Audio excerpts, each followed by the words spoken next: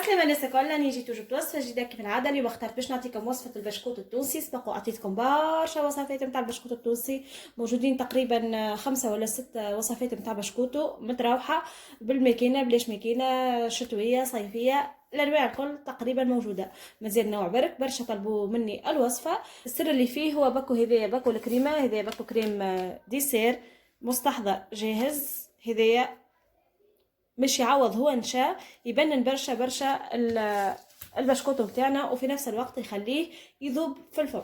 نبداو بالمقادير. اليوم باش نعطيكم مقادير صغيره باش جست حبيت نعطيكم الوصفه لا اكثر ولا اقل. عندي لهنا كعبتين بيض، تنجموا انتم تعملوا فوا دو، تعملوا في الدوبل في التريبل اللي تحبوا انتم، ديما تضاعفوا الكميه. عندي لهنا كعبتين بيض. عندي الكاس اللي باش نكيل بيه، هو باش نكيل بيه كل شيء. ماذا بينا ناخذ كاس يهز 150 مليلتر سائل، يهز 150 غرام سكر. عبيه ايش باش نعمل؟ لهنا عندي 150 غرام سكر كما شفتوا. لهنا الكاس اللي عندي يهز 200 غرام، اما انا حاشي 150 يكفي، يعني نعمل كاس غير بوع. لهنا خذيت 100 غرام زبده ذوبتها، والباقي باش نعبيه زيت. يعني انا حاشي ب 150 مليلتر سائل. الوصفه ماشي صعيبه، كل شيء قد قدره تقريبا. كما قلنا 150 غرام سكر، 150 مليلتر زبده ذيبه، ونكملوها بالزيت. نجموا تعملوا زبده كهو كما نجموا تعملوا زيت كهو. برشا طلبوا مني الوصفه كي تبدا بالزبده هذيك، علاش به. ولهنا عندي هذايا مع طرشيه، تحبوا تعملوا مزهر ما ورد مع طرشيه اللي تحبوا انتم. لهنا خذيت 50 مليلتر، يعني تقريبا ربع الكاس. به عندي لهنا ملعقه صغيره هذايا برتقال، قشور برتقال مرحي، يعني قشور برتقال شايح وبرحي. خذيت ملعقه صغيره بما اني خذيت كعبتين بيض كهو. لهنا خذيت ملعقه كبيره بسباس. البسباس اختياري، تنجموا تعملوها كيما تنجموا ما تعملوهاش كيما تحبوا. لهنا عندي باكو سكر فانيليا، عملت باكو يكفي بما اني انا عندي برشا منكهات، باكو يكفي. واذا كان باش تستغنوا على منكه من المنكهات توليو تزيدوا في الفانيليا، تعملوا زوز باكوات. عندي لهنا باكو خميره مرطبات. وكما قلنا عندي هذايا المستحضر نتاع الكريمه، هذايا بودر الكاستر اللي موجود في باقي الدول العربية. به وعندي فرينة بطبيعة حتى نلم العجينة. هذيك هي المكونات. أول حاجة نعملها باش نذوب البيض مع السكر. أول حاجة نتأكد من سلامة البيض، وخاصة الدنيا بدات تسخن، ماذا بينا نتأكدوا من البيض متاعنا سليم ولا. هذه البيضة الأولى. باش نكمل باقي المكونات اللي هما كما قلنا السكر، والسكر ديما يبقى حسب الذوق. لهنا انا عملت 150 غرام، يجي معدل، تنجموا تزيدوا كما تنجموا تنقصوا كما تحبوا. نزيد باكو سكر فانيليا،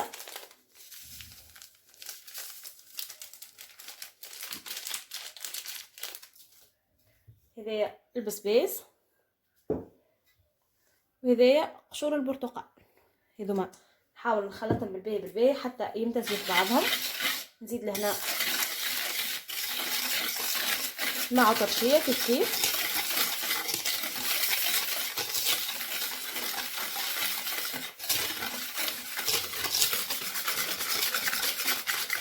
لازم المكونات هذه تتحل في بعضها مليح، ونتاكد بلي السكر ذاب. نزيد لهنا هذه الزبده. على فكره الزبده ذايبه وبارده، لازم تكون بارده. زبده وزيت، تنجموا تعملوا زبده كهو كما تنجموا تعملوا زيت كهو. وهذايا الكريمه، هذايا المستحضر الجاهز. بالنسبه اللي يحبوا قداش من جرام، هذايا فيه 40 جرام. اذا كان باش تعملوا بالميزان تعملوا 40 جرام. توا هذايا كيف شويه الكريمه لازم يتحل بالباهي مع هذوك السوائل. في المرحله الاولى ما تسالش، تخلط بالفواي، ومن بعد باش نولي نلم بيدي. بالطبيعه العجينه ما تتعجنش.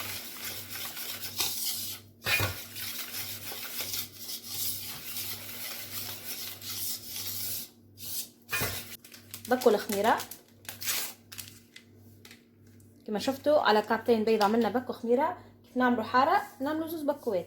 لهنا عندي رشه ملح، ونكمل نخلط حتى تتلم لي العجينه، نتحصل على عجينه متماسكه وفي نفس الوقت ما هيش يابسه، على قد ما تكون طريه على قد ما يجينا من بعد البسكوت خفيف.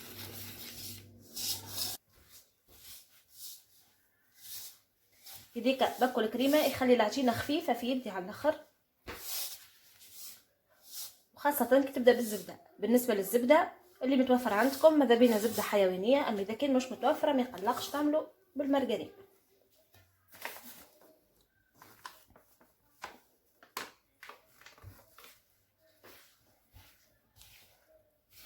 العجينه تلمت تسيي، هذه العجينه اللي تحصلت عليها. شوفوا كيفاش تبدا طريه وفي نفس الوقت ما تتلصقش كيما هكا. لازمها تكون هكا يعني قريب تولي تتلصق. هذيك كيفاش لازمها تكون، على قد ما تكون طريه على قد ما يجينا البشكوط نتاعنا خفيف.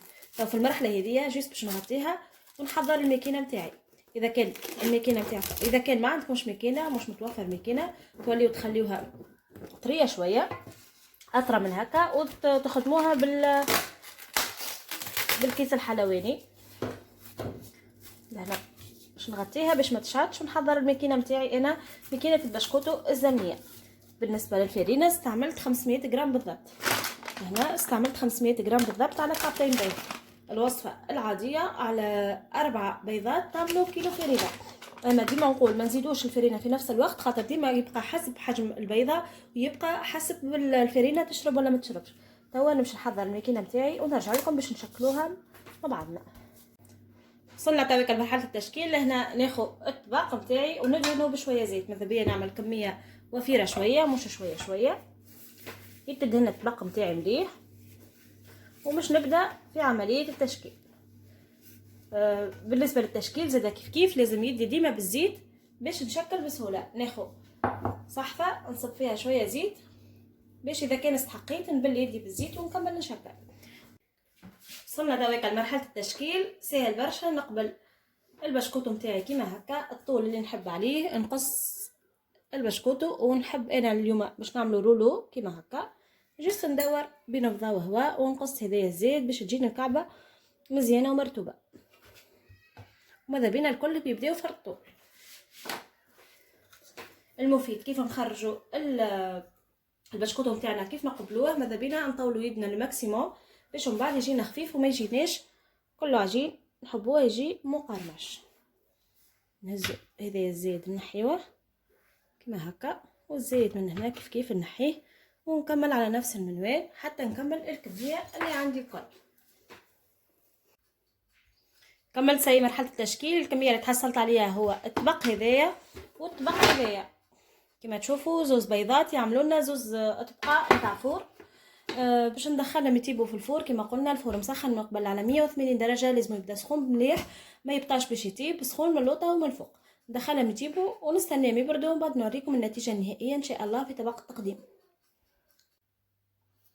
سي البشكوتو نتاعي صار جاهز، خرجته من الفور استنيته يبرد شويه. تو بقالي كان باش نخليه في صحن التقديم.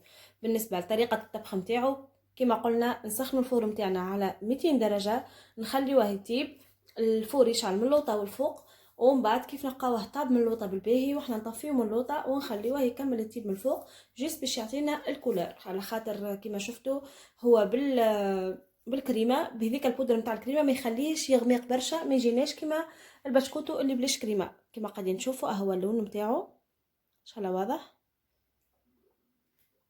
هذيك علاش لازم معلقه على 10 دقائق يبدا يشعل كان من الفوق باش يغمق ويعطينا كولور مزيان. تو بقى لي كان باش نخليه في صحن التقديم. كما قاعدين تشوفوا سهل برشا باش يتنحى من الطبق بما ان دهناه بالزيت وفي كميه وفيره من الزبده والزيت، ولذا سهل برشا باش يتهز. بنين برشا مزيان وخفيف. وكما شفتوا بكعبتين عظم عملنا زوز اطباق نتاع فور يعادل صحن مليان. ان شاء الله تكون عجبتكم وصفه اليوم، ان شاء الله تجربوها وتنجحوا فيها. اذا كان عجبتكم ما تنساوش تخليوا لي جيم تخليوا لي كومونتير. اذا كان تحبوا تجربوا باقي الوصفات نتاع البشكوت وفما زيد وصفه المحترفين للبشكوت التونسي ذاك المقرمش واللي يذوب في القهوه موجود في القناه.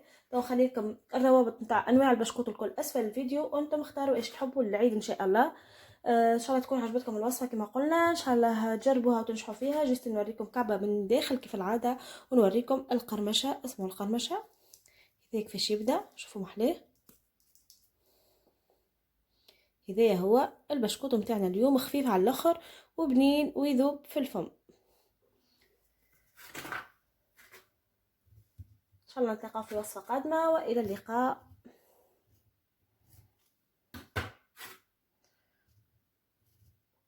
وهكذا كملنا وصفة اليوم، إن شاء الله نلتقى في وصفة قادمة، وإلى اللقاء.